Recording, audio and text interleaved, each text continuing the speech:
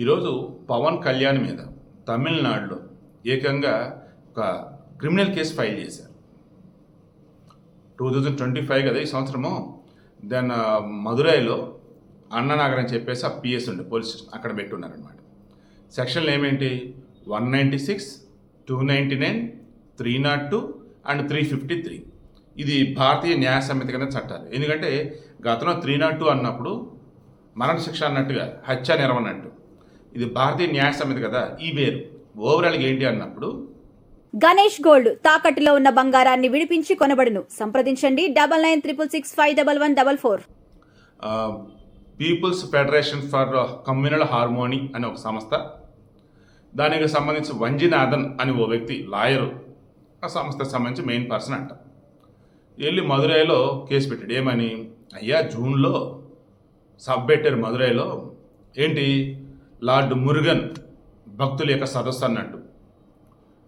Lord Murugan మానాడు something లేదా టావేలు.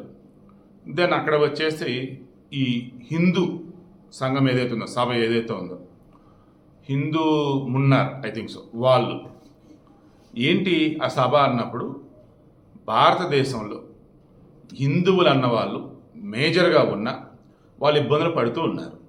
తమిళనాడుకి సంబంధించి రాష్ట్ర ప్రభుత్వం చెప్పిన దేవాలయమైనా ఇప్పటికీ ఆ దేవాలయాల దగ్గర హిందువులు ఇబ్బందులు పడుతూనే ఉన్నారు. ఓవరాల్గా చూసుకుంటూ ఉన్న తమిళనాడులో అత్యధికంగా ఉన్నది హిందువులైనా హిందువులు ఇబ్బందులు పడుతున్నారు. మెయిన్ అందులో ఫోకస్ అంతా ఇదే.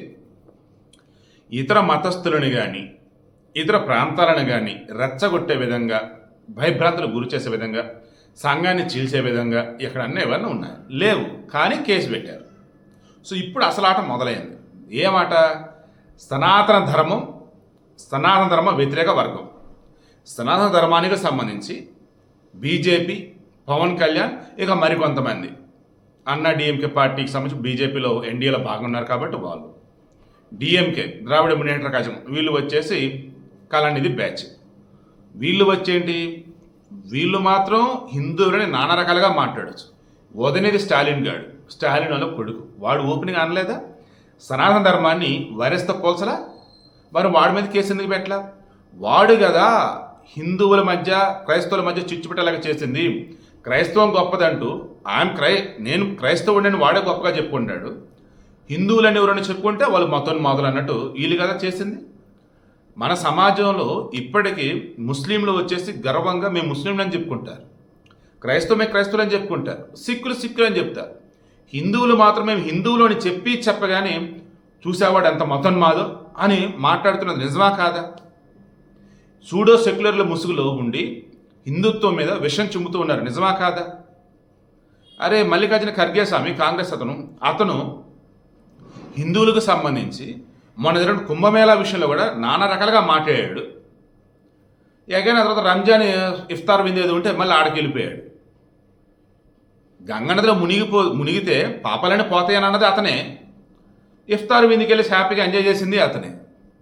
సో ఇటువంటి వాళ్ళ గురించి మాట్లాడుతూ పవన్ కళ్యాణ్ మాట్లాడాడు తప్ప తమిళనాడులో చిచ్చుపెట్టే విధంగా ఏం మాట్లాడాడు? ఈరోజు ఇప్పటికే తమిళనాడులో ఉన్నటువంటి హిందువులంతా కూడా ఏకమవుతున్నటువంటి మూమెంట్లో ఒక రాజకీయ పార్టీ మనకి ఎదురా అన్నప్పుడు వాళ్ళకి బీజేపీ కనపడుతుంది. మొన్న 2024 లోక్సభ ఎన్నికలు తీయండి, డబుల్ డిజిట్ వచ్చింది. ఏది? ఓట్ల పరంగా. సీట్ల పరంగా సింగిల్ సీట్ కూడా గెలవకపోవచ్చు, బట్ ఓట్ల పరంగా డబుల్ డిజిట్ వచ్చింది. ఎందుకు వచ్చింది? అన్నామలై ఆ రేంజ్లో దూసుకెళ్ళాడు, ఆ రేంజ్లో బీజేపీని ముందుకు తీసుకెళ్ళాడు. అయితే ఇంకా ఒక శక్తి కావాలి. ఆ శక్తి ఎవరు అన్నప్పుడు వచ్చాడు మన పవన్ కళ్యాణ్. మన మధురై సభలో పవన్ మాట్లాడిన ప్రతి మాట సూటిగా వెళ్ళి ఈ మిగతా పార్టీలో చూశారు, వాళ్ళు గట్టిగా తగిలేశారు. అండ్ అధికారంలో ఉన్నటువంటి స్టాలిన్ ఉన్నారు చూశారు, గిలగిలలాడిపోతున్నాడు. ఎంతగా అంటే బీజేపీకి ఒక రకం జాక్పాట్ తగిలినట్టే, బీజేపీ పంట పండినట్లే, బీజేపీ కోరుకుందే నిజమైనట్టు. బీజేపీకి ఏం కావాలి? మొన్న పవన్ కళ్యాణ్ మాట్లాడినా, అన్నామలై మాట్లాడినా ప్రజలలో చైతన్యం తీసుకొచ్చే విధంగా మాట్లాడారు తప్ప ఇతర మతస్థులు ఎక్కడ ఏమీ తక్కువ చేయలేదే. మీరు మమ్మల్ని గౌరవిస్తే మిమ్మల్ని గౌరవిస్తాం, మీ మతం ఏదైనా కావచ్చు కాక మా మతానికి చెందినటువంటి విశ్వాసాలను మీరు తక్కువ చేయొద్దు. మీ మతానికి సంబంధించి మేము ఎప్పుడన్నా ఏదన్నా అన్నాము, ఏం అనలేదే. మరి మా మతం జోలికి వస్తారు ఎందుకు, మా దేవుళ్ళని నానా రకాలుగా మాట్లాడతారు ఎందుకు, మా మత విశ్వాసం కించపరుస్తారు ఎందుకు, అది కరెక్ట్ కాదని చెప్పేసి పవన్ కళ్యాణ్ అన్నాడు. అన్నామేళ కూడా అదే చెప్పాడు. ఆ సభకు హాజరైనటువంటి సంఘ పరివారు కావచ్చు, ఆర్ఎస్ఎస్ వాళ్ళు కావచ్చు, హిందూ బీజేపీ వాళ్ళు కూడా ఇదే మాట్లాడారు. ఇప్పుడు వచ్చేసి ఆ హిందూ మున్నర సభ అధ్యక్షుడు ఎవరైతున్నారో అతని మీద, సెక్రటరీ మీద, పవన్ కళ్యాణ్ మీద, బీజేపీ రాష్ట్ర అధ్యక్షుడు అతను వేరే కదా గతంలో అధ్యక్షుడు అన్నామలై మీద, ఆర్ఎస్ఎస్ వాళ్ళ మీద, సంఘ పరివారం మీద, ఇంకా మరికొంతమంది మీద ఆ రోజు స్టేజ్ మీద ఉండి ఎవరెవరితో మాట్లాడినారో వాళ్ళందరూ కేసులు పెట్టేశారు. అది ఎలా పెడతారు స్వామి? ఘోరంగా ప్రకాష్ రాజు మాట్లాడొచ్చా, కమల్ హాసన్ మాట్లాడొచ్చా? నాదే స్టాలిన్ మాట్లాడి గుర్తులేదు, కానీ స్టాలిన్ ఉదయనిధి స్టాలిన్ మాత్రం గబ్బుగా మాట్లాడాడు గతంలో చాలాసార్లు. వీళ్ళ మీద కదా కేసులు పెట్టాలి, తీసుకోరు. ఎందుకంటే అక్కడ ఉంది స్టాలిన్ గవర్నమెంట్ కాబట్టి. సో వీడికి ఇంట్రెస్ట్ మీకు అర్థమైందా? అసలు సెసలైనటువంటి యుద్ధం ఇప్పుడు మొదలైంది. ఇది రాజకీయ యుద్ధం. సనాతన ధర్మాన్ని వ్యతిరేకించే వర్గానికి మధ్య జరుగుతున్నటువంటి యుద్ధం. ఈ యుద్ధంలో అంతిమంగా ఖచ్చితంగా గెలిచి సనాతన ధర్మమే. అండ్ ఈజీగా రేపు డిఎంకేని ఓడించి అధికారంలోకి బీజేపీ ప్లస్ మిత్రపక్షాలు రావడం ఖాయం. కావాలంటే రాసి పెట్టుకోండి. ఎందుకంటే తప్పు మీద తప్పు చేశారు ఈ కేసు పెట్టి.